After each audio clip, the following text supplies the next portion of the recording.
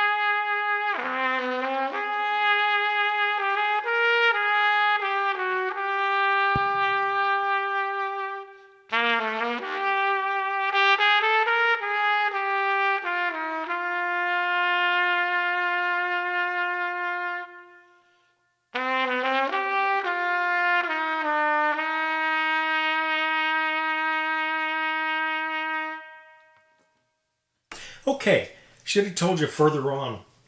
I will also contrast this probably to a Strad that I've got here, and also a flugel when we get into the bigger mouthpieces, just to give you an idea what the comparison is between a trumpet sound and the cornet. Okay, now we'll go to the recording cornet, famous of course for the offset valve. This one from about 66, I believe. We're going to use the same Reeves 41M mouthpiece.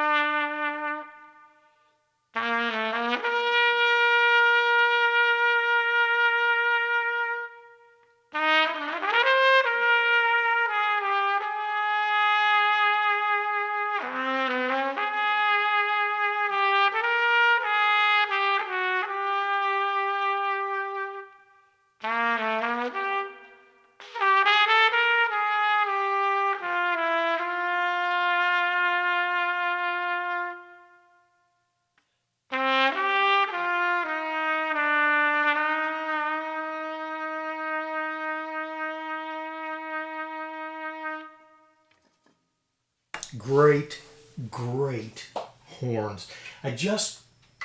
I marvel at these instruments. The valve wear, the compression on this King, I think they used nickel valves. I believe that's what they are, solid nickel. Compression is fantastic. Horn wasn't played too much, certainly not abused, but just amazing. Well, the same thing for these Olds. In fact, I think they use the same, I believe they use a nickel valve piston. Just amazing. Now this particular horn, and I'd looked for one for a while, I'd seen this once before. Usually when you get the Olds Super, your only intonation aid is on the first valve or first slide. But this one, they usually put a, the little set screw here for a lyre. But someone moved this back, which is absolutely brilliant, so that then with a long throw, probably off a baritone or something, you've actually got access to a third slide as well as the first. Now the Olds Super, definitely going to be a little bit of more in-your-face sound, but still just a marvelous cornet. Some tremendous soloists in the United States have worked with the Olds Super Cornet. It's just a tremendous instrument. Color of Your Smile with the Reeves 41M still.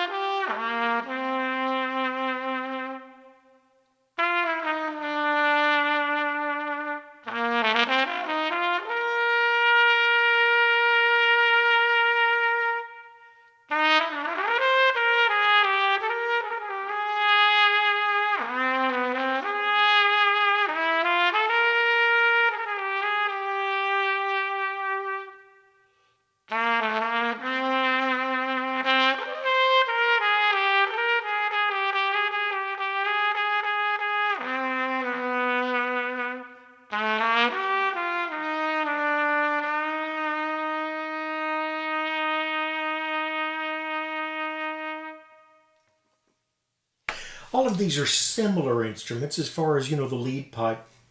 And so there's probably a lot of similarity. If you've got good headphones on and or a really good speaker system and you're working through it, you'll probably be able to tell the difference in tone a little bit better. Okay, since I'm using a shallow mouthpiece, I'll just real quickly back up just a little bit so I've got the bell about the same distance from the mic. And we'll try playing that same thing. This is a Bach Stradivarius Large Bore 25.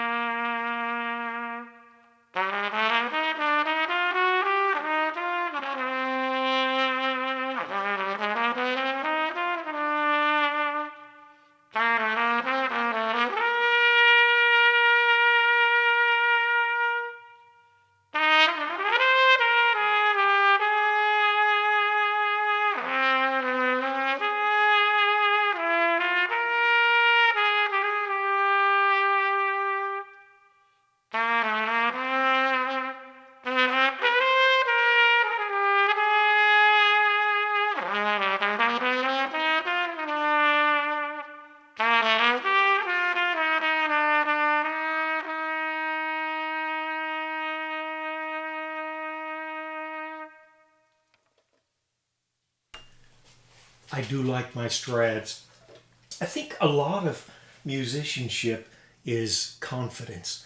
And I feel confident when I pick up a Strad that I can get just the tone that I want out of it.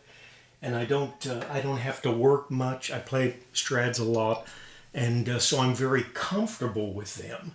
And that really has a lot to do, confidence has a lot to do with musicianship. Interesting mouthpiece here. This is a Bach.